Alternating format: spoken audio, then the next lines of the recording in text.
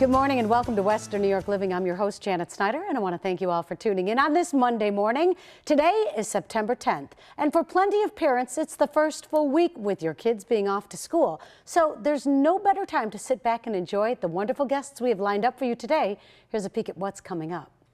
The William Mattar Law Offices will be joining us to talk about some fun ways they're encouraging kids and teenagers to make sure they buckle up when riding in a car and avoid distracted driving.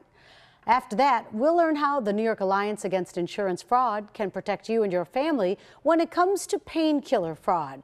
It's a deadly crime that can be hard to spot. Also on today's show, we'll see the Boys and Girls Clubs of America and how they're helping kids identify their career paths and developing the skills they need to pursue their dreams. And a little later on, if you're searching for a new home or rental in Buffalo, the hot housing market, MJ Peterson Real Estate will be here to tell you how they can help. They are Western New York's only full-service real estate company.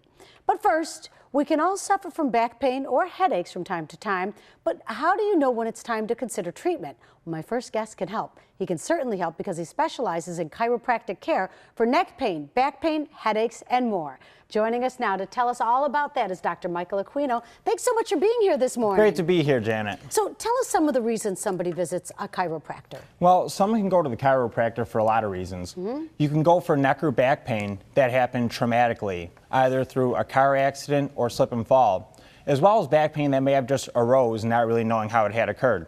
It's also common for people to go to the chiropractor for relief from their migraines or headaches, as well as things such as disc herniations or spinal stenosis that may be causing pain, numbness, or tingling into the arm and leg.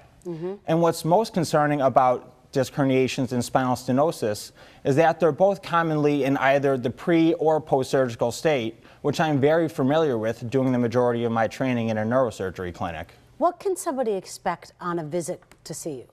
Well, following initial paperwork, you'll be taken back and you'll be asked a thorough history of not only the chief complaint of why you're at the office, but also of your past medical history. Following that, I'll perform a neuromusculoskeletal exam. And with that, I will assess the functionality of either the neck and or back to see which muscles may be in spasm and may be causing the pain, as well as assess range of motion of the area of complaint. Along with these two things, I will also perform orthopedic tests to either rule out certain diagnoses or drive me towards certain diagnoses. And this examination portion of your visit is so important because you need to know that that pain is coming from either the neck or back, not only so you can properly treat it, but also so you can make sure that that is not coming from a different source, like an internal organ to where you need to see a different specialty. When you treat something like neck or back pain, tell me a little bit about how you go about that. Well, each treatment is different based off of what's wrong with the patient. So generally, no two treatment plans are exactly the same. But when I treat, I use a multimodal approach, which means that I treat both the soft tissue and the joints of the spine. For the soft tissue, I use things such as heat, instrument-assisted soft tissue massage, and interferential stimulation, which is very similar to a TENS unit. For the joints of the spine, I do provide spinal manipulation, which chiropractors are known for, I know. And specifically for the patients with either disc herniations and spinal stenosis that may be experiencing that pain, numbness, and tingling into their arm and leg, I use something called a flexion distraction table. And this flexion distraction table allows me to actually decompress specific segments of the spine that may be causing that pain, numbness, or tingling into the patient's arm or leg. And also something that my patients walk out the door with is either exercises or stretches so they can manage their condition while out of the office. I love that. I know you brought along some MRIs, and for anybody with back pain that's seen a doctor, tell me a little bit about these MRIs that we're seeing. So this first one that we see is a cervical MRI from one of my patients who was experiencing numbness and tingling into the hand and arm.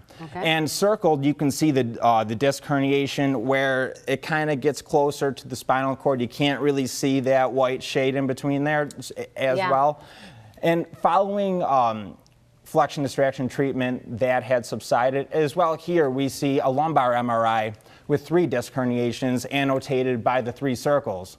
And she was experiencing the same numbness and tingling into her leg and foot.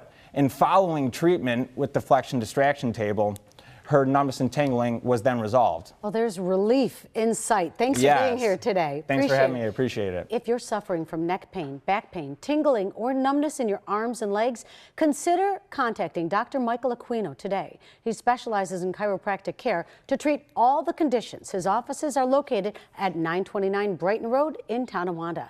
To set up an appointment, just give him a call at 837-1507.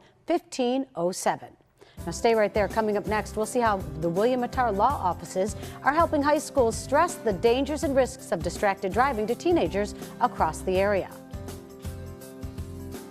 Special consideration for today's show paid for by the following: